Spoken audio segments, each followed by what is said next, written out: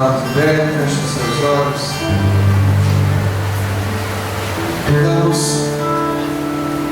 pedir ao Espírito Santo de Deus que Ele nos ajude, porque não podemos nada sem Ele. A obra de Deus acontece pela ação do Espírito mundo, e sem essa ação do Espírito nada podemos. Por isso, convide agora, clame o Espírito Santo sobre você nesse momento, sobre os seus pensamentos, sobre os seus sentimentos, sobre a tua racionalidade, sobre o teu olhar. Clame o Espírito Santo de Deus sobre cada área do teu corpo, cada pedaço da tua alma. Peça que esse Espírito Santo, que é o dono do tempo,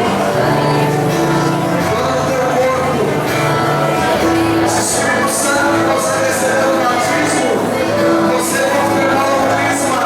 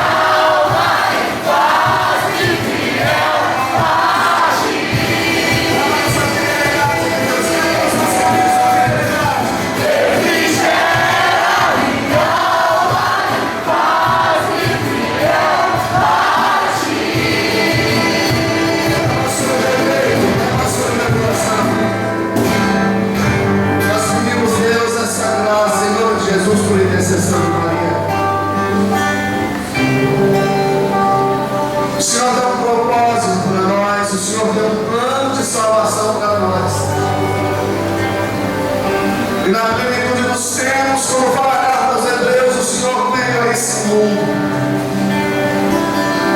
Ao morrer na cruz, ao morrer e dar a vida por nós na cruz, o Senhor destruiu a desobediência de Adão. O Senhor destruiu a desobediência de Eva na cruz com a tua obediência. O Senhor abriu para nós o aprisco e nos fez de volta, nos levou de volta aquilo que havíamos perdido. Mas agora, Senhor, é o tempo do Teu Espírito. O tempo do Teu Espírito a nos levar a sermos fiéis ao Teu plano, a não nos desviarmos dos Teus propósitos. Agora é a hora do Teu Espírito a nos conduzir para que nós não desviemos. E como acabamos de cantar, faz-me fiel. Faz-me fiel, Senhor. Faz-me fiel. Por isso, Espírito Santo, usa cada um de nós nesse momento. Esse momento em que vamos estar ao redor da Tua palavra, Senhor. Usa-nos nos dando discernimento, usa-nos nos dando sabedoria, usa-nos nos dando humildade. Para que o nosso coração seja fiel. Seja fiel. Para que a nossa alma seja fiel. Aquilo que é o Teu plano.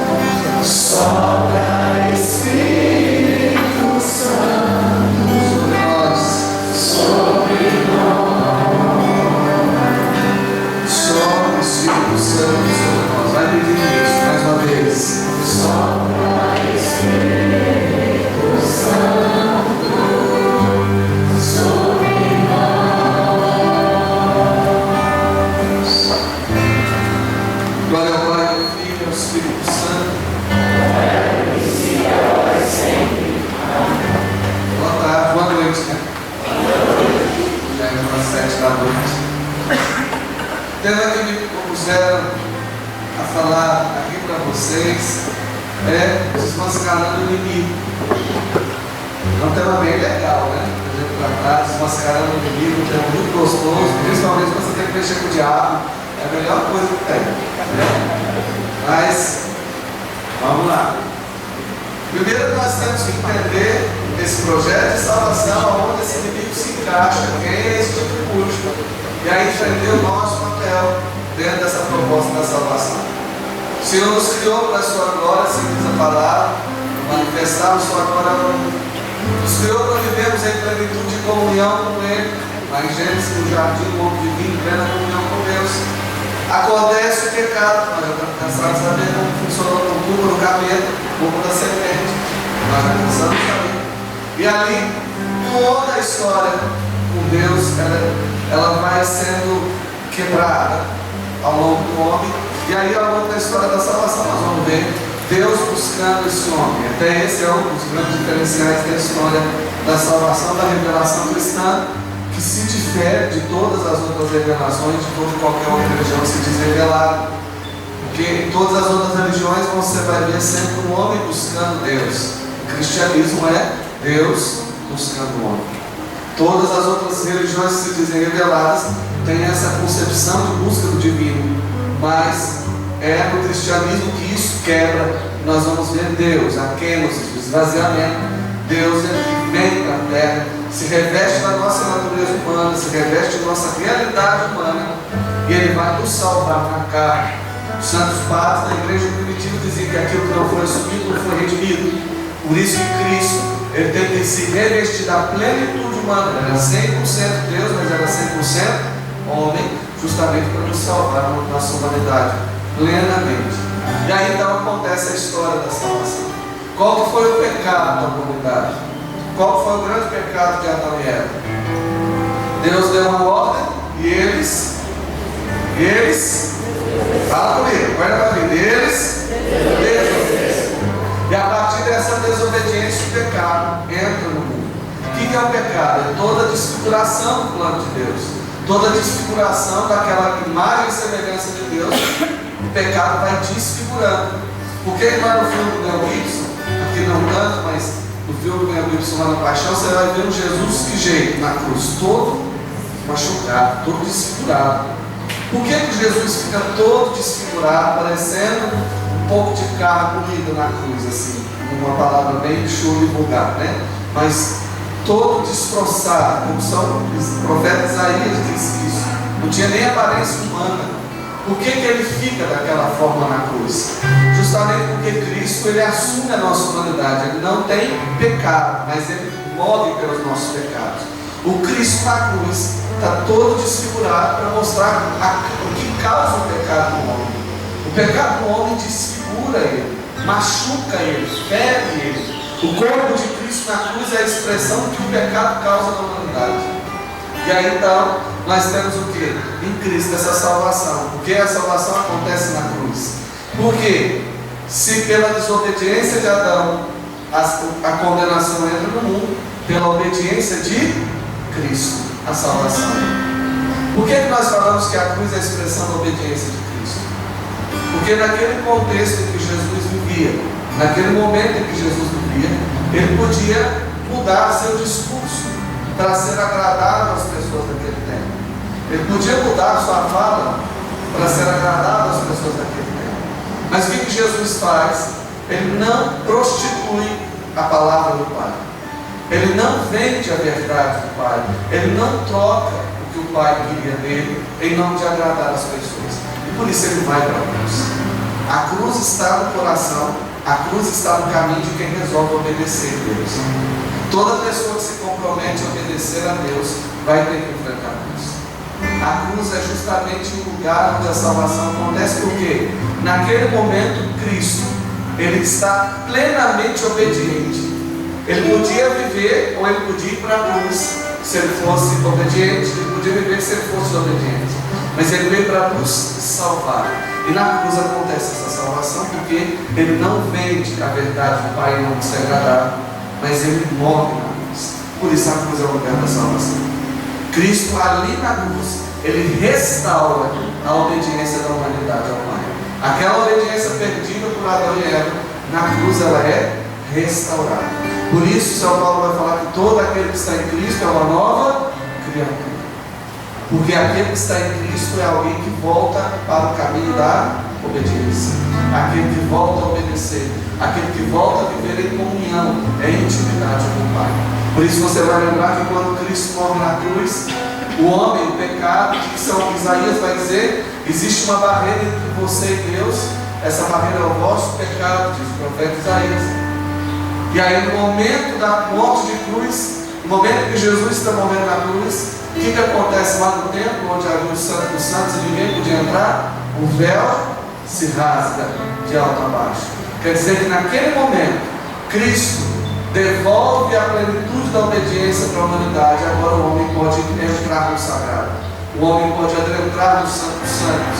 A humanidade pode entrar de volta para a intimidade com o Pai, que era o perdão do pecado, porque Ele nos justificou. Fomos justificados por Cristo. A nossa desobediência foi justificada por Cristo. Então, por que nós continuamos vivendo o pecado? Primeiro, pela descendência do tempo de Adão. E segundo, porque muitas vezes, embora somos cristãos, ainda não vivemos a justificação de Cristo. Ainda não vivemos o homem novo que Ele veio nos trazer. Por isso São Paulo vai falar da dualidade entre o homem velho e o homem novo. Despidos do homem velho, nas suas concupiscências, revestidos do homem novo. Bom, depois desse espaçozinho, só para a gente entender, Cristo é aquele que vem trazer a restauração. Cristo é aquele que vem revestir o homem de uma vida nova, para que aquele homem volte a ser, quando eu falo homem, é homem e mulher, você entende, né? Para que aquela humanidade volte a ser aquilo que o Pai criou. Por isso em Cristo nós somos homens novos. Esse é o plano do Reino de Deus, e é isso que Cristo veio trazer. Ele veio trazer essa nova humanidade, recriada aos pés da cruz. Por isso até a gente podia fazer um adendo para falar de Maria. Porque quem está nos pés da cruz? João 19:25. Quem está de pé diante da cruz? Maria. Por que nós chamamos Maria de mãe? Porque Jesus falou para João, eis aí uma mãe. Mas há um sentido mais profundo da maternidade de Nossa Senhora aos pés da cruz.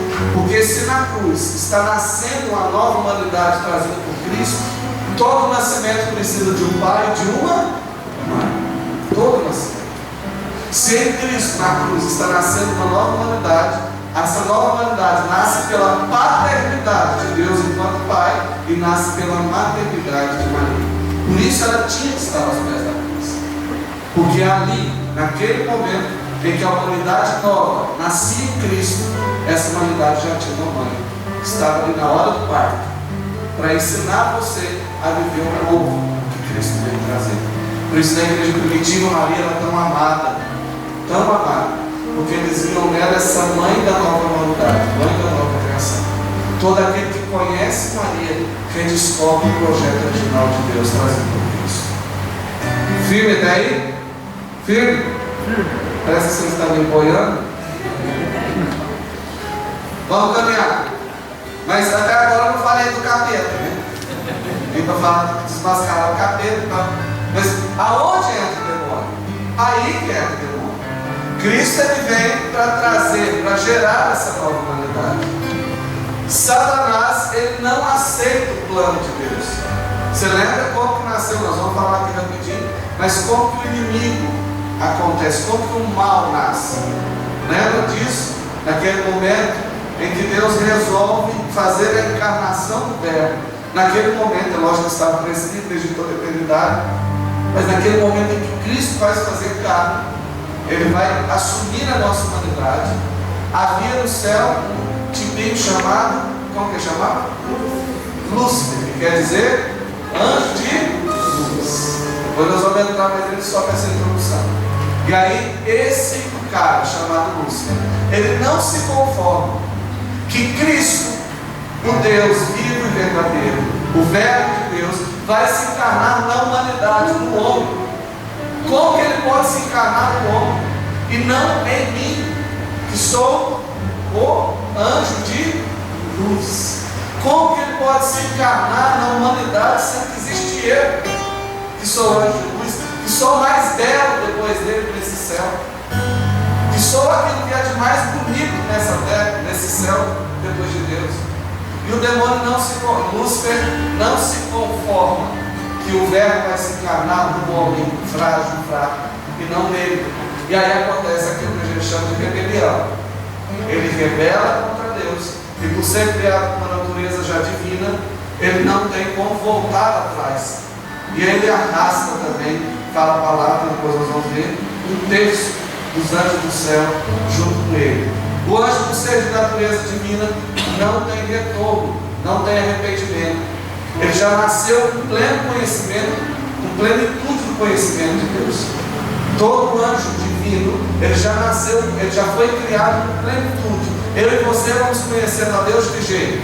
Dia a dia. Dia a dia nós vamos conhecer, porque nosso conhecimento é limitado. O anjo não, ele já nasce com conhecimento pleno. Portanto, quando Lúcifer resolve contrariar a vontade de Deus, ele está tendo plena consciência do que ele está fazendo. Ele não está enganado. A gente pode falar, coitado do capeta, estava enganado naquela hora. Se ele soubesse que ele ia lá no mar do inferno, ele não tinha feito isso. Não, ele sabia o que ele estava fazendo. Por isso que ele chama o demônio de pervertido, de pervertedor. Ele não só causa a ausência, Santo Agostinho, na sua teologia agostiniana, Santo Agostinho fala que o mal existe por quê? Por causa da ausência do bem. Aonde o mal não é uma criação de Deus, o mal é uma ausência de Deus.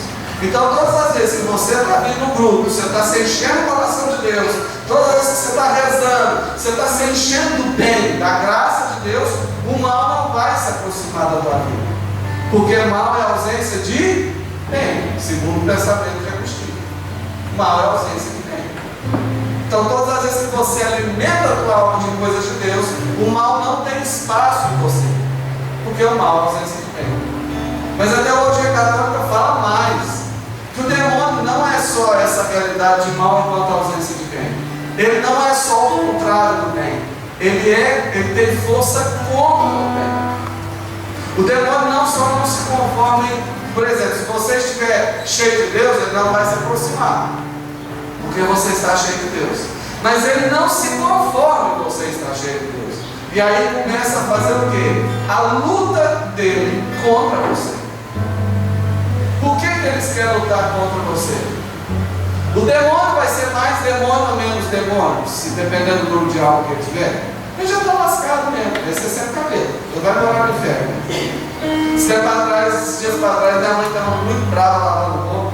E eu acordei e escutei ela xingando: vai pro inferno, diabo! Vai pro inferno, carrega! Vai pro inferno, Satanás! Aí eu comecei a escutar aquilo, o Serafão foi para ver: você está mandando ir para a casa dele? Ele deve sair fora daqui enquanto eu volto. Eu vou só dar uma passada, tomar um café e volto. Não é pro inferno que você tem que mandar o diabo, os pés da cruz, onde ele é destruído. O inferno é a casa dele. E aí ela falou: então vai para os pés da cruz, então, mas sai de perto de mim. Mas o que eu quero dizer para você? O inimigo ele não é simplesmente aquele que só olha: está buscando Deus, agora não tem mais chance. Não é isso. Ele vai lutar contra você. E por que ele quer lutar contra você? Ele, como eu disse, ele vai ser mais demônio ou menos demônio dependendo do número de alma que vai ter? Não. Ele vai ser mais forte do que Deus dependendo do número de alma que ele vai ter? Não. A impressão que a gente tem é que muitos católicos têm uma impressão de que está sendo um jogo entre Deus e o diabo. Eles estão apostando, vamos ver quem consegue mais. Aí o capeta está sordo fazendo a festa dele, Deus está lá sofrendo, tadinho. Nossa, esse povo não fica firme comigo. E não é assim. Tem uma imagem no Facebook que é ridícula, que muitos de nós já espalhamos ela, que é Jesus batendo o braço de, vamos falar, aposta de queda de braço com o demônio. Você já viu essa figura na internet?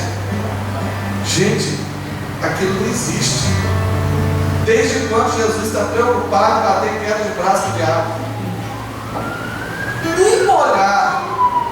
Um olhar, olha o que eu estou dizendo, um olhar de Jesus já fulmina, não só o diabo, o inferno inteiro.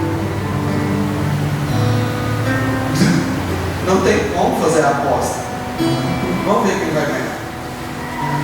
Se ele não vai ser mais poderoso ou menos poderoso que Deus, dependendo do número de algo que eu estiver, se ele não vai ser mais legal ou menos legal, dependendo do número de algo que eu estiver, por que ele quer nos destruir? Por quê? Porque a partir do momento que o demônio é expulso, o conhecimento de Deus cessa. Ele não pode mais ter contato com a obra de Deus, no sentido de que ele não pode mais crescer na graça. Então ele fica sem projeto de vida. E uma pessoa que não tem projeto de vida tem que fazer o quê? Cuidar da vida do outro. A pessoa, quando começa a falar demais de você pode pensar, chega para ela e fala: filha, cuida um pouco da sua vida. Quem não tem projeto de vida para si, tem que cuidar da vida do outro. Não é a mesma coisa que ele não se conforma em ver que você está galgando o lugar que era dele. Porque ele é orgulhoso por excelência. Então ele vai lutar de todas e todas as formas para quê?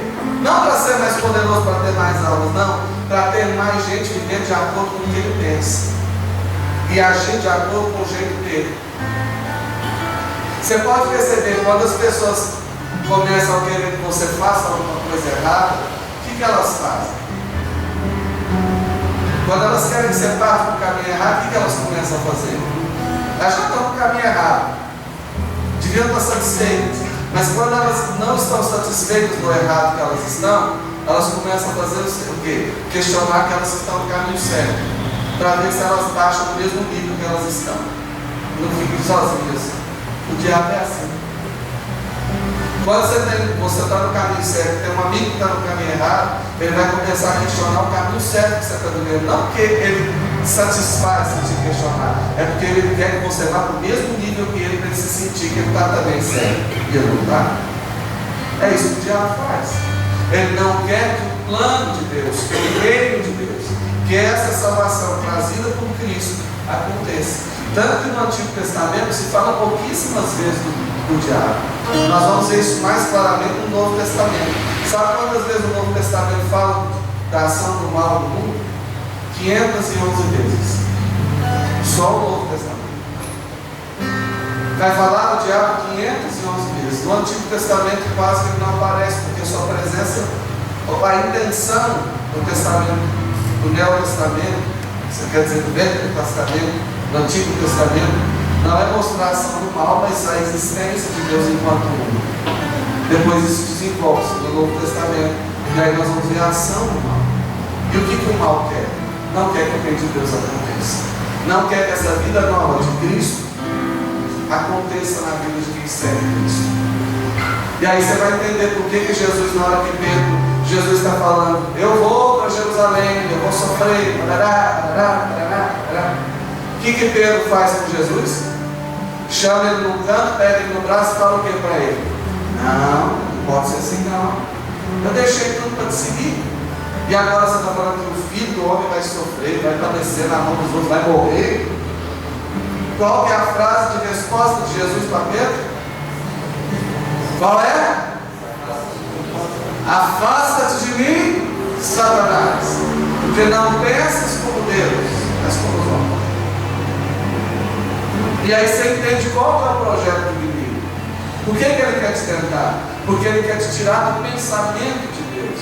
Ele quer te tirar do projeto de Deus. Ele quer te tirar da presença de Deus. É esse o grande ato. Ele não está entendendo você. Ele está preocupado em Deus conquistar agora. E ele vai fazer de tudo para alavancar isso. Porque ele é orgulhoso. E aí você vai lembrar das 3 tentações de Jesus. Ele é parecido lá para Jesus. O que ele tenta, Jesus? Como ele tenta, Jesus? Primeira tentação, qual que é? O cara está 40 dias lá, sem comer nada. O estômago já orou em língua e já repousou. 40 dias.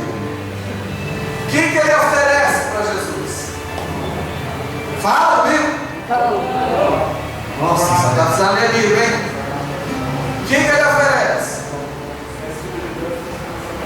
Se és filho de Deus, transforma essa pedra em pão. Tá, Jesus fala nem só de pão no homem, basta. Segunda tentação, qual que é? Jesus com alto penhasco. Hã? Jesus com alto penhasco. Leva Jesus com alto penhasco e fala o que para ele? Lança-te daqui abaixo. Não é isso? Teus anjos vão te segurar. E Jesus fala, não. Terceira tentação, o que ele faz com Jesus? Se te prostrares diante de mim e adorares, te darei tudo. Até uma adjacente nessa fala do Satanás.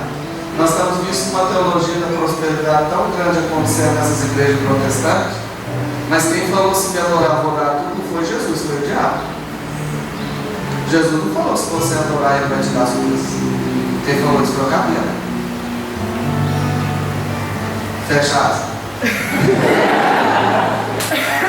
Ele fala o quê? A gente realiza essas 3 tentações de que forma? Lá, a tentação da fome é a tentação do prazer. Satisfaça a tua vontade. Depois a tentação do qual? A tentação de lançar-se lá para baixo, Deus antes de segurar a tentação do poder. Você pode mostrar teu poder para todo mundo. E depois a terceira tentação, de prostrar, te darei tudo, é a tentação do ter. Se você quiser, você tem tudo. Mas no fundo, a grande tentação do deserto não é essa. Nem o poder, nem o prazer, nem o ter. A grande tentação está nas frases anteriores que o demônio fala para Jesus. Como que ele começa dizendo? Se és filho de Deus. Jesus, antes de ir no deserto, passou aonde? Bateu um papo, tomou um café com João Batista, você que batiza. João Batista, mas não posso nem desatar, faz o que eu estou te mandando, então, batiza. E ele foi batizado. Quando Jesus foi batizado, veio uma nuvem, veio o Espírito Santo em forma de pomba, uma voz que dizia o quê? Este é meu filho muito amado. Ele tinha acabado de escutar que ele é um filho muito amado. E aí vem o diabo para tentar Jesus e fala o quê? Se és filho de Deus. A grande tentação do diabo não é prazer, não é poder, não é ter. A grande tentação do diabo é fazer você esquecer que você é filho amado. Porque quando você esquece que você é filho amado, você vai cair no prazer, você vai cair no poder, você vai cair no poder. Por isso a grande tentativa do inimigo é calar a voz do amor de Deus. É distanciar o homem desse amor que lhe faz ser pessoa nova. Ser alguém diferente. Mudar minhas atitudes não por coesão, porque eu sou forçado.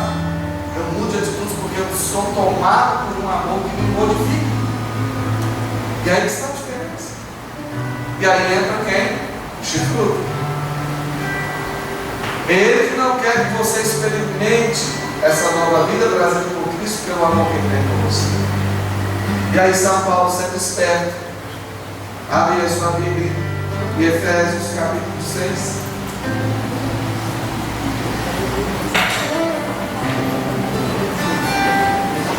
Está dando para entender, sim ou não?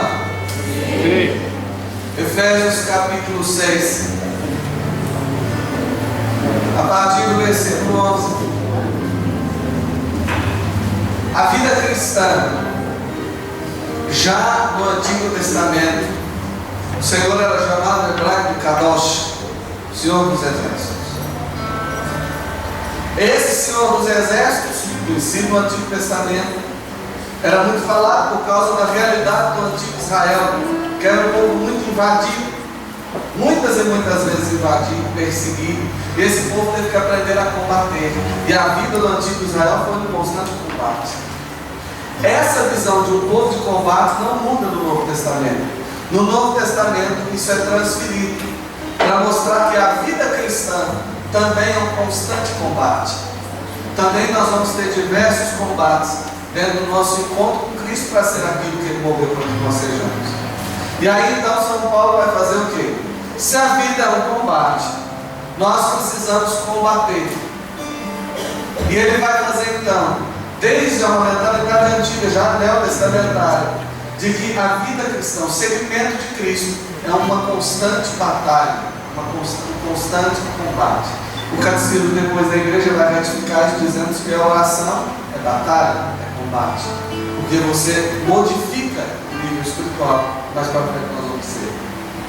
Dentro disso, São Paulo entendendo que o seguimento de Cristo também é um combate, ele vai escrever o que nós lemos aí, em Efésios capítulo 6, a partir do versículo 11. Olha aí a sua Bíblia, acompanhe com quem tem, se você não tiver, que dá você, né? Então, olha aí, Efésios capítulo 6, versículo 11. O que São Paulo vai dizer? Leia em voz alta. Revestidos da armadura, para que possais resistir à forçada do demônio, pois não é contra homens de carne e sangue temos que lutar, mas contra os principados e potestades, contra os príncipes deste mundo tenebroso, contra as forças do mal espalhadas nos ares. Toma, portanto, a armadura de Deus, para que possais resistir às ciladas, de maneira que inabaláveis o cumprimento do vosso dever, e cada aberta as cinturas cingidas com a verdade, o corpo vestido com a couraça da justiça, e os pés calçados de prontidão para anunciar o Evangelho da paz. Sobretudo, engraçai o escudo da fé, com que possais atacar todos os dardos inflamados do maligno. Tomai, enfim, a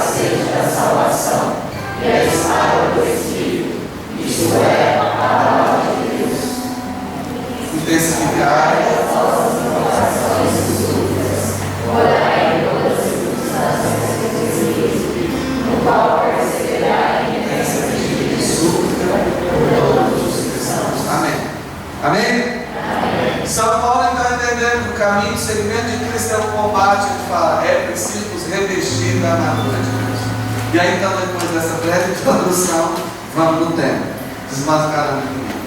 Dentro disso, dentro dessa realidade, São Paulo nos coloca. Por que ele fala acerca de revestir-se da armadura de Cristo? Quando São Paulo escreve esse negócio que você acabou de ler, ele estava preso. Mas os soldados do templo lá já estavam meio espertos. Lembra de uma passagem que Pedro estava lá, junto com Silas, rezando na prisão? Lembra? E fala que lá pela meia-noite teve um momento de oração, de clamor. O que aconteceu? As algemas caíram, as portas se abriram. Foi assim? E eles se viram livres. Os soldados, já espertos que esses tal discípulos de Jesus, que rezam estranhavam, fez o quê? Prenderam Paulo, mas colocaram um soldado romano atado a Paulo. Paulo, quando escreve esse negócio, ele estava atado, ele estava algemado, ele estava amarrado junto de um soldado romano. E os soldados naquele tempo usavam o quê? Armadura. Portanto, quando São Paulo escreve esse negócio de armadura do cristão, ele está escrevendo, você pensa que ele estava amarrado no soldado, sentado, com a mão assim, amarrado junto de um soldado, porque ele estava preocupado com esse negócio de fugir. Então, enquanto ele escrevia, ele olhava para o soldado, ia vendo que aquele soldado estava revestido de armadura, e ele vai ditando parte por parte da armadura, mas ele vai dotando essa armadura e dando uma conotação espiritual para essa armadura. Então, revestidos da armadura de Deus. Põe lá o capacete da salvação, a espada do Espírito, que é a palavra de Deus. Ele vai dando uma conotação para aquela armadura que ele está vendo, e ele vai falando em linguagem espiritual, porque ele entende que o seguimento de Cristo é um combate. Tanto que mais para frente ele vai escrever já no final da sua vida: combati o bom combate, guardei a fé. Nesse sentido, quando São Paulo escreve essa armadura de Deus, ele está dando uma visão acerca dessa realidade de combate contra o seguimento de Cristo. E aí entra nós. Quando uma nação ou um exército entra numa guerra, é preciso saber com que tipo de inimigo ele está lidando. Que tipo de inimigo eu estou lidando? A mesma coisa vai acontecer no mundo espiritual. Se nós estamos num combate, numa batalha, que tipo de inimigo eu e você estamos lidando? Quando eu passar desse tempo, eu pensei duas vezes. Que tipo de inimigo eu e você temos que lutar? E aí ele vai dizer o quê? Por que nós precisamos conhecer o tipo de inimigo que nós estamos lutando? Para não correr dois riscos: de supervalorizá-lo ou de menosprezá-lo. Eu preciso conhecer o inimigo que eu vou enfrentar, porque senão eu vou correr o risco de valorizar. Não, ele é muito bom, ele é muito forte. Nossa, ele tem muita armamento, ele é um cara, ele é potente. E aí meus soldados já vão entrar de que jeito na batalha? Você vai dizer, vou morrer, ele vai ganhar. Mas você tem que conhecer o inimigo também para não menosprezar. Não, mas é bom demais. Ixi, nós temos o pior tirador, nós é os caras, nós estamos tão potentes. O que você vai fazer? Vai matar todo mundo. Corta todo mundo dos caixão. Porque eles tinham um segredo. Então você precisa conhecer o inimigo para não supervalorizar, nem para menosprezar. Então também não acontecer duas coisas. No campo espiritual, principalmente no campo mais carismático, acontecem duas coisas. Dentro da igreja, não só no campo carismático. Às vezes nós temos gente que diaboliza o natural. E nós vamos ter gente que naturaliza o diabólico. O que quer dizer isso? Naturaliza o diabólico. A pessoa está lá, virando o olho, subindo as paredes, cuspindo verde. Isso é psicológico. Isso é cabeça. Isso é depressão. A pessoa está lá falando grego, ela não estudou grego, mal fala português. Empatou, você vai. Isso aí é coisa da cabeça. A mente humana é muito potente. Tem gente que naturaliza diabólico. Fui atender há muitos anos atrás um caso, por aí, muito distante, lá da Patagônia. É bem longe. Não posso falar a cidade, mas é bem longe. Não posso falar que foi em Franca, porque foi bem longe. Né? E aí nós chegamos para atender a moça, a moça estava pesando 46 quilos. E nós chegamos, chamamos um intercessor conhecido, falando assim: olha, o caso está muito sério. Você começa a rezar com ela tem uma força descomunal. Como assim? Olha, a última vez que nós entramos, jogou a geladeira de nós. Não, isso não existe, porque não sei o quê. Entrei lá, é meio esquisito, viu? Vamos lá, não, vou lá mostrar para vocês que isso não tem, não. Isso é coisa da cabeça. Jesus amado. Na hora que o senhor pôs a mão na cabeça da menina, acabou ele pelo colarinho, levantou os pezinhos dele assim, ó, na parede, 46 quilos, ele deu 1,87 m. Ele ficou com os pés no ar e gritava: traz cruz, traz água, traz não sei o quê, traz água. Naquele momento difícil que eu ri. Vai continuar.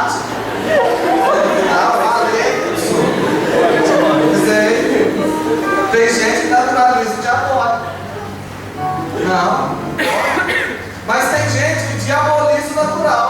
O que é diabolizar o natural? Tudo é capeta. Tudo. Estou andando, tudo perfeito.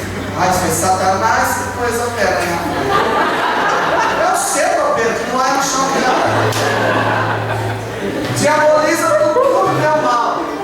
Tudo, velho. Há uns tempos atrás, eu falava, há uns anos atrás, não, um ano, uma mulher me chamou na casa dela e falou: Fernando, vem rezar aqui meus eletrônicos estão queimando tudo. Queimou a televisão, fui assar o forno, queimou, fui não sei o que, queimou tudo. Mas moça, isso é problema na rede elétrica. Ela: não, é o diabo, eu tenho certeza que ele está fazendo alguma coisa para me destruir. Eu falei: não, chama ele eletricista. Ela: não, vem rezar. E fui com insistência, rezei. Falei: mas não tem nada, não está acontecendo nada. Ela: não, tem que ter. Eu falei: então é o diabo. Ela quer tanto que seja capeta, então vai, é capeta também. Tem gente que quer diabolizar tudo. Depois ela foi ver, o eletricista foi, está tendo uma sobrecarga na linha e queimou tudo. Que absurdo. Falei: tá vendo? Ela entrando porque eu pensei que era um mal. Você tem que entender uma coisa. Até quando essa mulher mesmo conversando comigo, ela falou assim: o mal tem me atacado demais. Eu falei: o que você tem feito de relevante na obra de Deus para o capeta se preocupar com você? Gente, o diabo não quer viver com gente assim, não. Ele vai fazer alguma coisa quando você faz algo irrelevante para a glória de Deus. Caso contrário, ele já sabe. Fulano começou no grupo de oração. Tem uma reunião no inferno lá todo dia. Fulano lá começou no grupo de oração. Ixi, pobre é, né? Lá na São Tomás, lá na São Tomás. Moçada lá animada. Aí o outro cabelo fala: eu já vi. Eles dançam, eles cantam, eles rezam. E eles não estão a fim de perder para nós, não. Mas aí ele já conhece o jeitinho que você tem. Aí o cabelo fala assim: não, não preocupe com isso, não. Põe uma moral na vida dela, que ela larga dos pés de Deus.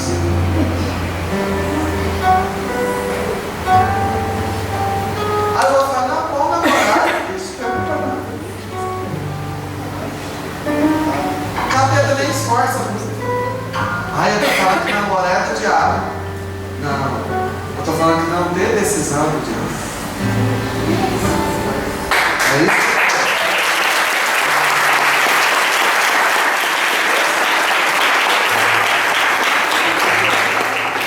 Às vezes ele é fácil. Você é fácil demais. Começou a chover, aí queria tanto, queria nada. Queria não. Estava rezando para chover, né? Para falar até desculpa. Por que você foi? Está de boa, está chovendo. Mentira, você não tem nada. Nós usamos desculpa, o cabelo nem preocupa com nós.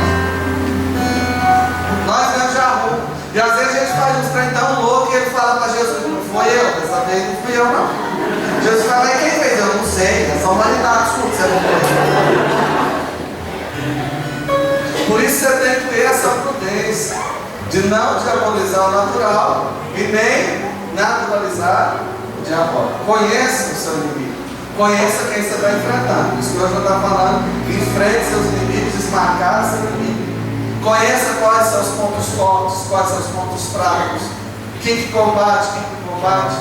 Quem é esse inimigo? Pergunta para quem está do seu lado, quem é esse inimigo? Espera a resposta. Fala, quem é esse inimigo?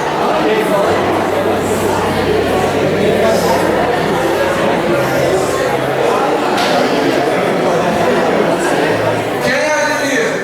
O que São Paulo fala para nós em Efésios 6,12? Não é contra homens de carne e sangue que temos que lutar, mas contra os principados e potestades, contra os príncipes deste mundo tenebroso, contra as forças espalhadas contra as forças do mal espalhadas nos ares. Olha aí, já é uma dica boa para você saber quem é o inimigo. Não é para desmascarar que chegou? Vamos lá. Espalhadas nos ares. A primeira dica que São Paulo fala quem é o nosso inimigo. Não é contra homens de carne e sangue que temos que lutar, mas contra principados e potestades, contra os príncipes deste mundo. A sua luta não é contra seu marido. Tem alguém casado aqui? Ótimo. Não é contra seu marido. Às vezes ele te passa raiva, mas não é. Ele não é teu inimigo. Sua luta não é contra sua esposa. Sua luta não é contra seu filho. Sua luta não é contra seu pai, sua mãe. Sua luta não é contra aquele patrão medonho que você tem. Sua luta não é contra aquele amigo falso que vive te abraçando, mas no final vai lá e escreve um monte de porcaria. Sua luta não é contra essa sua namorada ciumenta que parece um diabo no seu pé. Sua luta não é contra esse namorado ciumento. Sua luta não é contra homens de carne e sangue. A sua luta não é contra homens de carne e sangue, mas contra as forças espirituais do mal espalhadas nos ares. Perceba o termo que São Paulo usa. Espalhado na onde? Nos ares. Você vê o ar, sim ou não? Você vê o ar? Você sente o ar? Sim. Você vê o ar? Não. Você sente o ar? Sim. Você vê o ar? Não. E sente o ar? Sim. Você sente o ar? Sim. Vê o ar? Não. Por que São Paulo faz essa conotação? Contra os espíritos do mal espalhados nos ares. Você mesmo respondeu que você não vê o ar, mas o sente. O inimigo que você está enfrentando, você não pode ver, mas você pode sentir os efeitos dele. Você pode sentir o que ele está tramando. Através da realidade, você consegue sentir aquilo que é do mal, aquilo que não é. Por isso que às vezes você tem que lutar não contra o mal, mas contra as pessoas que estão sendo manipuladas pelo mal. E isso pode acontecer dentro da igreja. Isso pode acontecer conosco. Por isso que nós precisamos saber que tipo de inimigo nós estamos enfrentando e a forma de ação que ele possui. Olha para quem está do seu lado e fala: desmascara o inimigo. Se você não falou, ficou me olhando com essa cara de paisagem, fala, desmascara o inimigo.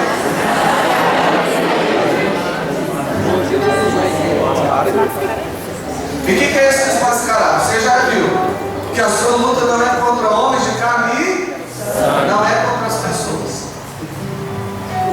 A sua luta é contra os espíritos do mal espalhados nos. Ou seja, esse inimigo a gente não mais sente. Por isso que São Paulo em 2 Coríntios capítulo 2, versículo 11 vai dizer assim: não quero que sejamos vencidos por Satanás, pois não ignoramos as suas maquinações. Você não pode ignorar que a vida cristã é um combate, é uma luta, e você tem que estar pronto para lutar, você tem que estar apto. Vamos conhecer as estratégias desse cara aí. Nenhum exército entra numa batalha sem uma estratégia de guerra. Qual tem sido a estratégia do mal? Qual tem sido o jeito dele agir no mundo moderno? Se fala São Paulo que é como o ar, que eu não vejo mais simples, a estratégia e a artimanha que o inimigo tem usado é também da mesma maneira. De forma estratégica, ele está espalhando, sem a gente perceber, a sua cisânia. Ele está espalhando a sua forma de agir. lá, de forma sutil e visível, ele vai seduzindo. Por isso a necessidade de conhecer. Abra sua Bíblia em Ezequiel, capítulo 28, versículo 12. Vamos ver quem é esse cara. Ezequiel 28, 12.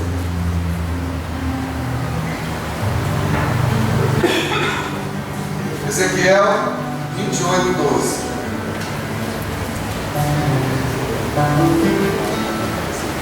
Você está seguindo a Maria, eu estou seguindo essa da CNBB, às vezes a tradução vai estar um pouquinho diferente, mas não é muita coisa não. Ezequiel 28, 12 a 17. Diz assim: Filho do homem, dou um canto fúnebre sobre o rei de Tiro. Tu lhe dirás, assim diz o Senhor Deus: Tu eras um modelo perfeito, cheio de sabedoria e perfeita beleza. No Éden, no jardim de Deus te acharam. De todo tipo de pedras preciosas era o teu manto, cornalina, topázio, berilo, crisólito, ônix, jaspe, safira, granada e esmeralda. Teus engastes foram trabalhos em ouro, preparados no dia em que fostes criado. Como um querubim protetor eu te havia colocado. Estavas na montanha santa de Deus, faiscando entre as pedras de fogo. Eras perfeito em tua conduta desde o dia que foste criado, até se descobrir em ti a maldade. Com teu intenso comércio, encheu o interior de violência e pecado. Então eu te excluí da montanha de Deus, profanando-te, e o querubim protetor te fez desaparecer dentre as pedras de fogo. Teu coração se tornou soberbo por causa de tua beleza, corrompeste tua sabedoria por causa do teu esplendor. Lancei-te sobre a terra, expus-te como espetáculo na presença dos reis. Pela multidão de tuas culpas, com teu iníquo comércio, 18, por isso farei sair em fogo no meio de ti, para que te consuma, e te reduzirei a pó sobre a terra, aos olhos de todos os que te. Palavra do Senhor. Aqui está falando, Ezequiel está falando daquilo que eu já te disse, sobre o momento da rebelião. Você viu tudo certinho, ele era bonito, ele era beleza, tudo chique, morava no paraíso, e de repente ele se rebela. Mas das coisas que esse texto fala, olha aí, no versículo 12: Filho do homem, dou um canto fúnebre sobre o rei de Tiro, tu lhe dirás assim: diz o Senhor, tu eras um modelo perfeito. Quem é o inimigo que você está lutando? Na Sagrada Escritura, ele era chamado de modelo perfeito. Diga, modelo perfeito. Modelo perfeito. Diga, aferidor de medida. Aferidor de medida. Outra tradução, como está a tradução sua aí?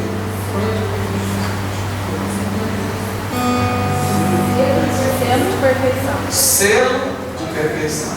Nós temos 3 traduções diferentes: aferidor de medida, nós temos o modelo perfeito e aí selo de perfeição. O que isso quer dizer?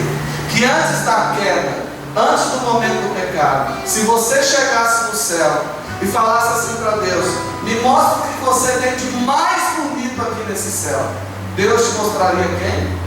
Lúcifer. Ele era o aferidor de medida. É aquele que se tornou a medida de toda beleza. Se você quisesse ver o que era beleza, olhasse para ele. Ele foi feito plenamente belo. Se você então chegasse no céu e perguntasse onde está a beleza da sua criação, Deus mostraria ele. Porque ele é o modelo perfeito. Ele é o selo de perfeição. Ele é o aferidor de medida. A palavra fala também que ele era um querubim protetor. Lá no versículo 16, no finalzinho. Outra tradução vai dizer que ele era um querubim ungido. Esse termo não era usado. Você pode girar a Sagrada Escritura de alto a baixo, você não vai encontrar esse termo para nenhum outro anjo, nem para os arcanjos tem esse termo. Querubim ungido, querubim protetor. Quer dizer que esse inimigo que você enfrenta, ele era top dos top. Ele é alta patente. Ele não era qualquer um. Ele era alguém realmente poderoso. Quando você abre a sua Bíblia, lá em Apocalipse, não precisa abrir não, porque senão nós vamos demorar. Eu vou te passar um monte de passagens, se você quiser anotar, depois você vê. Apocalipse capítulo 12, lá no seu versículo 4, a palavra fala que quando ele caiu, ele levou 1/3 dos anjos do céu. Um terço dos anjos do céu. O que isso quer dizer? Que o inimigo que você enfrenta, ele tem influência e poder. Como o inimigo conquista as pessoas? Influência. E aí você percebe a influência na moda, a influência nas leis. Nós tivemos no início desse ano, lá na Canção Nova, um acampamento muito perto chamado Profecia do Avivamento. E rezávamos pelo Brasil, até tem uma música bonita que o Ministério da Ordem fala Sararei no Brasil. Rezávamos para Deus lavar o Brasil com o sangue dele, para que não se erguesse leis influenciadas por quem? Pelo inimigo. Toda lei que é contrária à vida, toda lei que é contrária à dignidade humana, ela não provém de Deus. Ela provém de Deus de quem? É. Porque ele é influente. Ele levou um terço do céu. Ele tem influência naquilo que ele faz. E ele não perdeu essa influência da sua queda. Ele não perdeu esse jeito de influenciar. Outra coisa, a Bíblia fala lá em Efésios capítulo 2, versículo 2, que ele é o príncipe das potestades do ar. No capítulo 6, que nós lemos de Efésios, versículo 12, mostra que esse reino tem principados e potestades. O que quer dizer?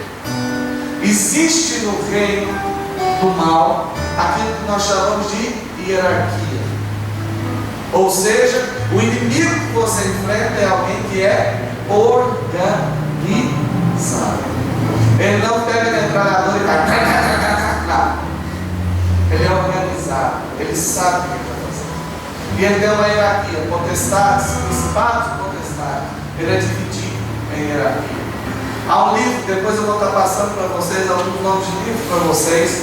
Há um livro chamado Demônios Territoriais, de Peter Wagner. E ele vai falar sobre essa hierarquia diabólica. Esse livro narra justamente isso. Dependendo do lugar que você vai, principalmente quando nós vamos pregar, nós vamos ministrar alguma coisa, nós precisamos conhecer o que existe ao redor daquele lugar que nós vamos estar ministrando e conhecer o tipo de demônio que está influenciando aquela região. Existe isso. Aí você fala, nossa, isso é loucura. É verdade. Porque ele é principados e potestades. Quando nós vamos lidar com orações de libertação, tem tipos de demônio que você consegue. São demônios mais fracos, demônios que você consegue expulsar. Mas tem tipos de demônio que você não consegue, só o sacerdote, porque são mais fortes. Só o exorcista pode. Isso não é invenção. Isso é doutrina católica. O catecismo vai falar disso, dos parágrafos 300 é alguma coisa que eu não me recordo agora. O catecismo vai falar sobre isso. E a igreja vai tratar a demonologia, a realidade do demônio, não como uma opção. Eu sou católico, mas eu não creio. Não, faz parte do cânon católico, da realidade cristã católica. Crer na ação. Crer. É lógico que o centro não é ele. O centro é o quê? A revelação é Cristo. Mas existe. Portanto, falando justamente disso, ele é organizado, tem uma hierarquia. Olha para quem a senhora falou, o bicho é organizado.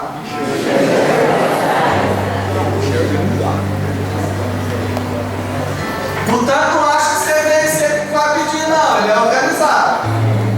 Às vezes você consegue passar a perna nele, e aí ele já está fazendo o quê? Já está pensando no próximo passo. Bom, se eu não conseguir hoje é sábado, tentar terça.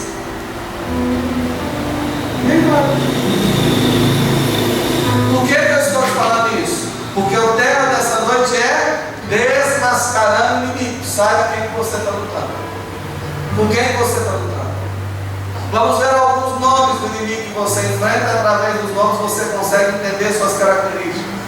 Em Apocalipse capítulo 12, versículo 4, o inimigo é chamado de dragão. E ali em Apocalipse 12, 4 vai explicar o que é o dragão. O dragão é aquele que tem patas de leão, fala, patas de leão. Asas de águia. se serpenteia. Olha que bicho feio. Patas de leão, asas de ar e serpenteia. Quando a Bíblia em Apocalipse 12:4 chama o demônio inimigo que nós enfrentamos de dragão e fala que ele tem patas de leão, quer dizer que ele tem o quê? Força. Ele é forte. Quando a palavra fala que ele tem o quê? Asas de ar, quer dizer que ele tem o quê? Agilidade. Ele é rápido. Ele é ágil. Quando fala que ele se serpenteia como uma serpente, quer dizer que ele tem o quê? Sagacidade. O que quer dizer sagacidade? Sabe o momento de noite. Esse é o inimigo que você tem. Aí você pode estar sentado e pensando, meu Deus, o que eu vim fazer aqui hoje? Escutar esse bicho hoje de noite, não vou nem dormir, meu Deus. 1 João capítulo 5, versículo 19, a palavra chama o inimigo de maligno. O que quer dizer a palavra maligno? O inimigo que você enfrenta é maligno. Diga, maligno. Maligno. Maligno quer dizer que tem um caráter mau. Ele é mau. O caráter dele é mau. A estrutura dele é maligna, porque ele é mau. Ele é alguém que não tem bem. Não tem nada de bondade. Você não precisa ficar com dó dele. Ele é mau. 2 Coríntios capítulo 6, versículo 15, a palavra vai chamar ele de Belial. O que é isso? Diga, Belial. Belial. Quando a palavra fala que ele é um Belial, quer dizer que ele é inescrupuloso, ele é perverso, ele é indigno, ele não tem escrúpulo. Isso quer dizer que ele não vai mentir para te destruir. Ele não tem escrúpulo, ele não tem piedade de você. Ele não tem valores. Você pode estar chorando naquela cara de piedade, igual o gatinho de Shrek, aquele olhinho de misericórdia. Ele é inescrupuloso, ele é Belial. Ele não tem piedade. Em João capítulo 8, versículo 44, ele é chamado de homicida. O inimigo que você enfrenta, ele é homicida. Diga homicida. Homicida. O que quer dizer isso? Ele provoca a morte. Ele mata. Ele quer te destruir através da morte, para que você não viva a vida que Cristo trouxe para você. Também ali em João, versículo 8:44, ele é chamado de pai da mentira. A única filha que o diabo tem é quem? A mentira. A mentira é a deformação. Por isso que ele é chamado pai da mentira. Pergunta quem está do seu lado: semente?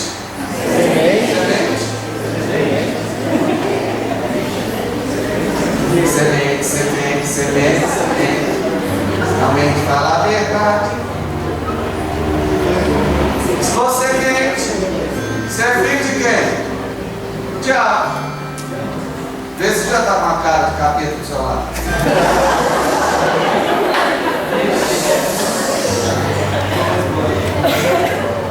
Ele é o pai da mentira. Qual que é a forma dele agir? Qual que é a estratégia dele? Versículo 11 de Efésios 6. Revestidos da armadura de Deus, para que possais resistir às ciladas do maligno. A forma do inimigo agir é cilada. Olha para quem está cilada. Não é você não, é o inimigo. Ele arma ciladas. O que é cilada? Você já pescou? Sim ou não? De jeito que pesca. Senta lá dentro e fala: peixinho, vem. De jeito que você pesca. Agora.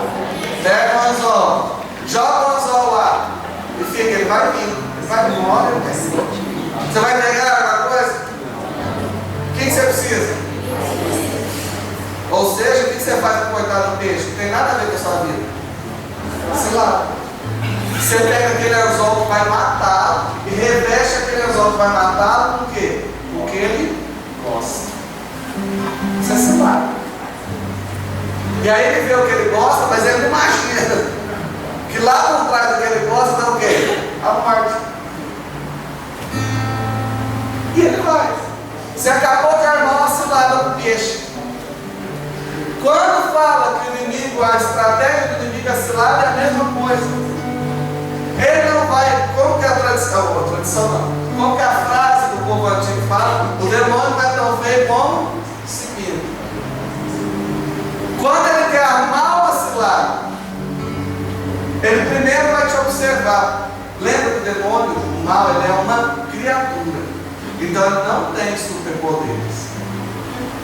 Em que sentido eu estou dizendo? Há um limite de ação. Ele não tem poder sobre o futuro seu, mas ele tem poder sobre o seu passado, principalmente passado não confessado.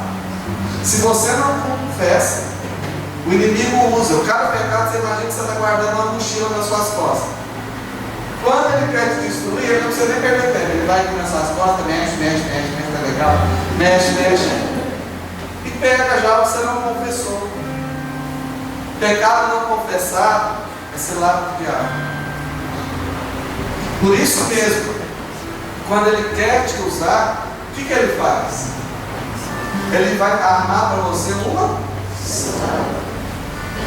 Ele sabe que esse zoinho seu de homem não para. Aí passa aquela moça.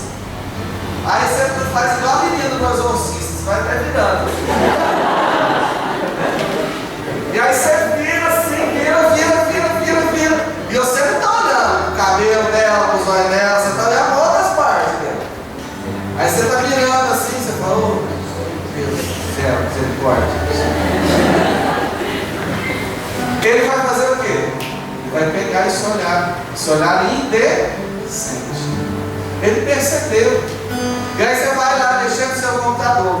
Ele percebeu que você deu uma manjada nos glúteos da moça. Aí você está lá de repente, puf, é igual Jequiti, parece. Você está lá na Jequiti, cadê ele? É assim que ele te abre esse lado. Você está lá mexendo no computador, de repente aparece aquela janelinha. Meu Deus,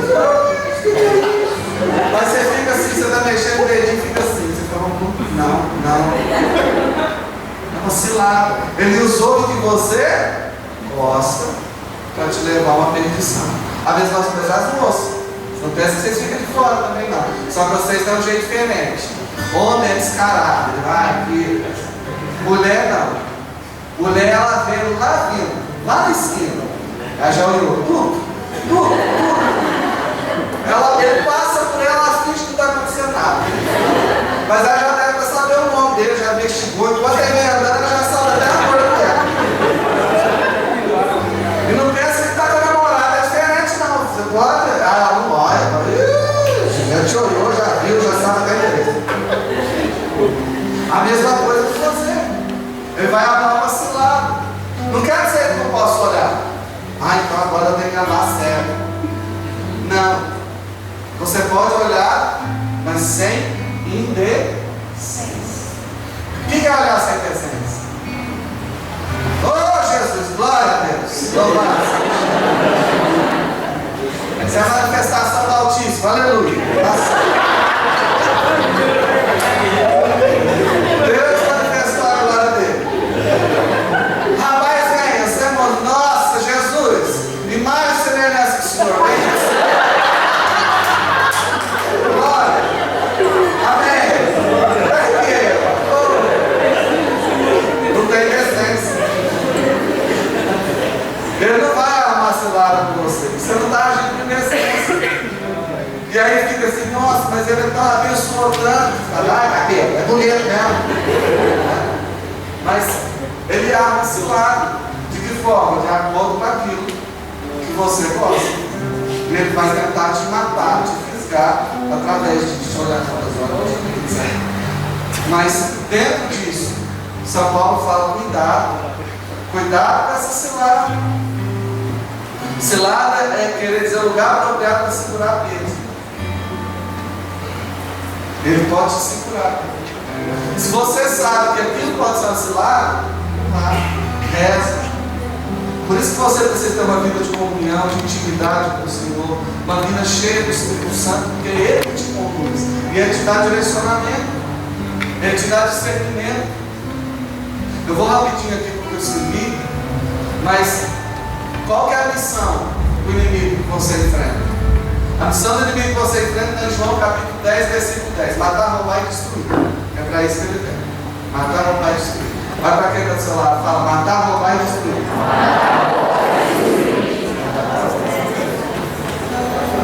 Quando o país entra em guerra com o outro, há 3 níveis de batalha. Batalha aérea, a batalha terrestre e a batalha na água, batalha marítima. São 3 níveis: terrestre, aérea e marítima. O inimigo também tem níveis de batalha com a gente. Quais são os níveis de batalha? O primeiro nível que você vai ter que enfrentar o inimigo é no seu nível pessoal, individual. Por isso, 1 Pedro capítulo 5, versículo 8 diz: tomai cuidado, porque o demônio é como um leão que anda ao derredor de vós, procurando um momento para vos perder. Primeira coisa que você vai ter que entender, o primeiro nível que ele vai te tentar atacar é no seu nível pessoal. E aí isso se divide em 3 subníveis. O primeiro nível é a tentação. O que é a tentação? É aquela experiência que você tem de vez em quando, você pode falar. Tentação, estou sendo tentado. É aquela cilada que eu estou vendo, aquela cilada, me parece que eu estou querendo cair nessa cilada. Eu estou sendo tentado, está tendo a tentação. Às vezes vai ter dia que você vai sair com seus amigos, vai no barzinho escutar alguma coisa, vai comer alguma coisa, sei lá, vai ver gente. E aí você está vendo uma situação, você viu uma cena e do nada que começa a ser uma tentação na tua cabeça. Ai meu Deus, não posso, nosso Senhor Jesus, livre disso. É uma tentação que fica gestando. A tentação não é o pecado, você precisa confessar. Você está sendo tentado. Olha, para, estou sendo tentado nesse campo, estou sendo tentado, fulano com dinheiro lá todo dia, estou precisando de dinheiro, Deus do céu, misericórdia. E todo dia vem aquela tentação que você quer ganhar uns troquinhos sem ninguém ver. É a tentação. Então você não for. Um outro subnível é a tentação e depois o que? A infestação. O que é a infestação? A infestação é mais do que a tentação. A infestação é quando você começa. A infestação pode ser tanto em nível pessoal como em nível territorial. Você já teve aquela impressão quando você chegou em certos lugares, você fala, nossa, que lugar esquisito. Nossa, senti ruim nesse lugar. Principalmente quando chega na casa da sogra, você fala, gente, que lugar de treva. Né? Já teve lugares que você entrou, você já sentiu aquele lugar ruim, pesado. Olha, tá vendo? Infestação. Infestação quer dizer isso. Essa opressão, esse opresso. É mais do que tentação. A infestação vai acontecer de que forma? Por exemplo, você está andando de carro, vai passar na floresta, quando você não vem, você vai lá. E de repente você fala, nossa, que estrada bonita, ai, vontade de jogar esse carro nesse precipício e morrer. Isso é uma infestação, por quê? Você não está nem pensando nisso. Vê. Opa, aí você começa a dirigir de novo. Você está lá, dirigindo. De repente, nossa, gente, olha, ai, vontade de chuchar o carro no poste. Nossa, é uma infestação. O inimigo está infestando a tua mente com maus pensamentos que podem te levar à morte. A gente atende de vez em quando na comunidade, chega um monte de gente, agora a moda é se cortar. Corte, passa estiletes. Esse tempo atrás chegou uma menina e me irritou numa forma. Eu falei, pelo amor de Deus, não sabe nem morrer de mim. Cortou o trem aqui, eu falei, burra! Mas logo com dignidade. Capeta de dentro, você nem deixa para ele tentar direito. Tem visão das coisas. Ah, mas eu não quero nada, você quer chamar a atenção? Para de passar. Ah, minha vida, tá carente, abraço o bosta. Por quê? As infestações são contra, mas elas surgem em momentos inesperados. Esse é o tipo de inimigo que você enfrenta. Então você tem que tomar cuidado com isso. Infestações. Então nós já vimos que ele atua de forma pessoal no campo da tentação, no campo da infestação. E o outro nível é o mais grave, que a gente chama de possessão. É quando ele toma posse do corpo da pessoa. Quando ele, no nível pessoal, ele toma posse daquele corpo. Graças a Deus, a possessão é muito rara. Muito rara. Ah, fulano está possesso, está virando zóio. Hoje nós já sabemos clinicamente que esquizofrenia faz muita coisa. Então, nem tudo é o diabo. Lembra do negócio? Diaboliza do mal.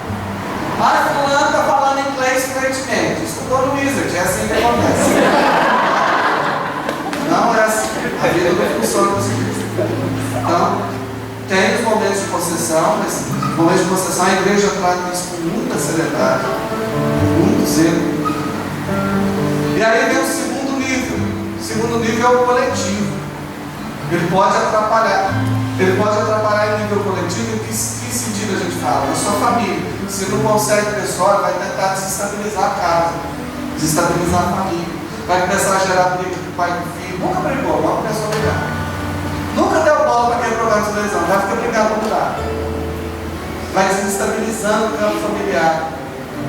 Vai desestabilizando a igreja. A gente tem que tomar cuidado com isso. Nós, grupos, eu falo nós porque eu estou junto com vocês na vida de missão, nós temos que tomar muito cuidado com isso. Porque se ele não desestabiliza do outro, o jeito ele vai tentar do outro. Eu falava isso lá no TNJ domingo, uma coisa que Deus me colocava muito. Nós precisamos de um negócio chamado unidade. Unidade. Satanás tem tentado na igreja ferir a unidade. E aí fica um grupinho falando com o outro. Eu tenho um ódio disso. E fica mandando a casa direta, que é mais direto que indireta. Você sabe que está falando fulano. Que desgrama, vai e fala.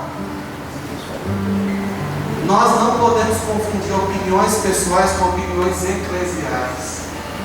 Uma coisa que você pensa, uma coisa que a igreja diz. Se não tem nada para falar que edifica, cala essa boca que você faz o mundo ser melhor. Agora o que nós estamos? Nós estamos um monte de profeta. Ah, fulano é profeta, fala a Deus, fala seu Deus. Ninguém é profeta, o quê? Está custando limpar a traseira. Nós temos que tomar muita seriedade com isso, por quê? Não porque não há, lógico, profetas, Deus tem usado e levantado homens para esse tempo, mas um profeta verdadeiro, nos tempos que nós vivemos, é para unir a igreja de Cristo. E outro, quem é de Cristo, quem é cheio do Espírito Santo, fica mandando direto para os outros também.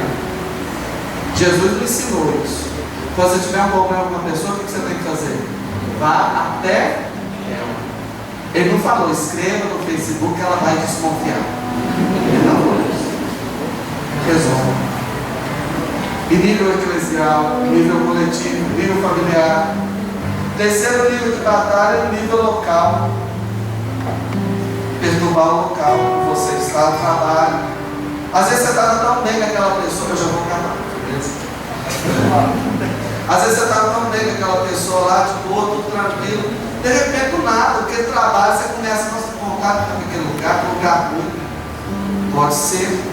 Os níveis de ataque que ninguém tem usado para acabar com a sua vida profissional. Estudo e outras coisas.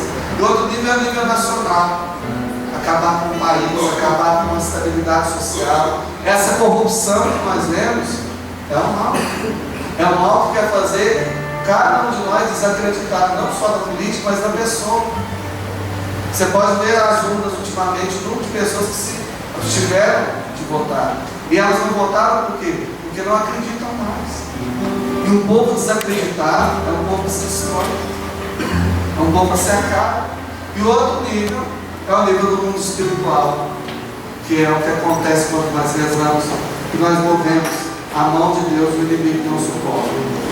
Então, para terminar, para você enfrentar esse inimigo, nós vimos alguns pontos que tem aí, como ele age, esses lados que ele age, os níveis que ele atua. Também na batalha, nós para enfrentarmos esse inimigo precisamos de ataque. Olha para quem está falando, fala ataque. O que é ataque?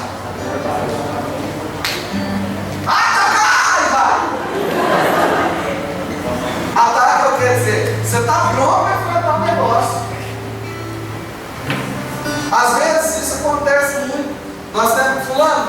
orar. Ah, eu tenho vergonha. Fulano, vai fazer. Ah, eu acho que não é real. Ataca, vai pra frente, faz o negócio acontecer. Ataca. Um dos níveis da batalha é o ataque. Você tem que atacar 3 fatores fundamentais, e um deles é o ataque. Você tem que estar pronto para atacar. Outro nível, outro fator fundamental da batalha é a retaguarda. Olha para quem está do seu lado e fala retaguarda. O que é a retaguarda? É a vigilância. Você tem que estar pronto para ataque, mas você tem que estar o quê? Vigilante, esperto. Se você sabe ficar dentro do carro da namorada, vai dar B.O., não fica fazendo os vídeos suaves. Olha, hoje não pode. Liga para ela, fala, bem, se eu te ver hoje, eu não vejo Cristo na eternidade. Eu não posso te ver hoje, não. Não vá. Se você sabe que aquele. Vigia. Se você sabe que naquele dia você pode fazer alguma coisa errada, você está sentindo, vigia, policia, se abre. Outro fator fundamental é suplemento. Fala, suplemento. O que é suplemento? Você não pode para batalha sem munição e alimentação. Aí chega o inimigo, fulano, você ficou atrás do suplemento, eu esqueci, ainda não vai morrer. Suplemento, para enfrentar esse inimigo, você precisa o quê? Ter suplemento, alimentação. Qual que é a sua alimentação para vencer ele? Eucaristia, comunhão, missa.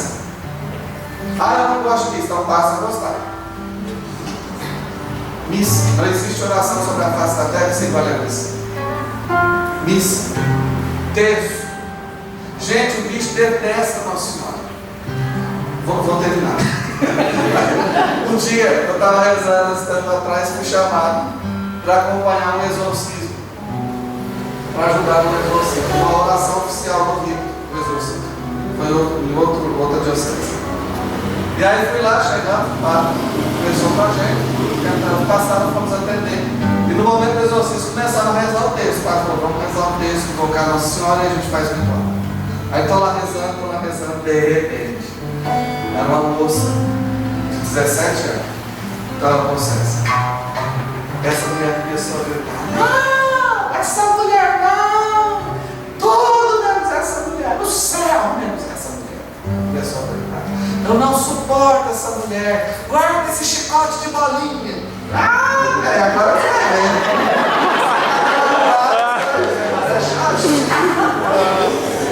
mas já foi tirando a crescimento de mil, padre. Já não pode O texto é o seu suplemento, o alimento potente, a arma que você tem. É o chicote de bolinha, segundo eu mesmo digo. Reza o texto. Todo dia, busque rezar o texto. Ah, eu estou com sono, vai andar na rua.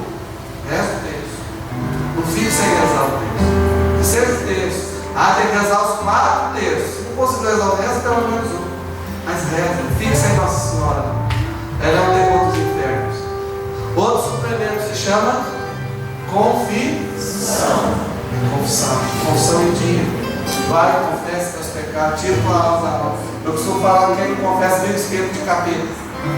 Nesse sentido, confesse, faz a sua confissão, use dos sacramentos que Deus te dá e dos sacramentais que Deus te dá. Essa é a forma de você se proteger, se guardar, para que você não seja vencido pelo mal.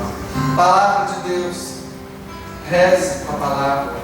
De vez em quando está lendo, está em algum lugar, esperando algum médico, alguma coisa, em vez de ficar lá conversando fiado com os outros, pega lá no aplicativo no seu celular. O celular hoje está em tudo, tem até espremedor de fruta daqui um dia.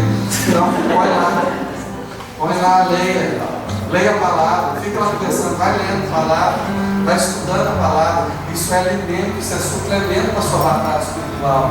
É aí que você vai conseguir vencer, é aí que você vai conseguir superar os ataques do mal. Então leia, tenha vida de oração. Vida de oração não quer dizer momento de oração, quer dizer vida de oração. Eu estou constantemente em oração. Não quer dizer que você está lá no meio da escola, você vai subir, gente, vamos rezar. Não, mas quer dizer que você vai ter sua vida de oração, as pessoas vão notando esse testemunho no silêncio, no dia a dia, vai vendo o seu comportamento. O nosso maior testemunho são as nossas atitudes coerentes com Deus. Por isso nós precisamos ter nossa vida de oração. E aí, você desmascara o inimigo. E aí você consegue vencer. Eu quero só deixar para a gente terminar alguns livros que você pode buscar para se inteirar desse assunto, para se inteirar dessa verdade. O primeiro é Demônios Territoriais, de Peter Wagner, que vai falar sobre a ação do inimigo em cada área onde você possa estar, na escola, na faculdade, na família, em cada área que você possa estar. O outro livro que você pode buscar é A Virgem Maria e o Diabo nos Exorcismos, de Francisco Belmonte. Também é um livro muito bom, já tem tradução no Brasil, é muito bom. Você pode procurar O Demônio, a Realidade ou o Mito, do Padre José Antônio Saez de Vejo, que também vai trabalhar toda a demonologia católica, muito bom. A Suma Demoníaca, do José Fortega, também com perguntas e respostas. Combatendo o Bom Combate, da Maria Gabriela, livro bem simples, mas também muito rico de informação. Leão que Ruge, Frei Elias Vela, também vai tratar muito dessas coisas. São alguns livros, alguns materiais que você pode ir atrás, pegar, porque são coisas sólidas, coisas de doutrina, de dogma, de vida, de igreja, que podem te ajudar nesse momento a se mascarar o mundo. Pode estar vivo de alguma forma na sua vida, na sua família, de vida. Amém? Amém. Chega, né? Vamos ficar de pé aqui, ó.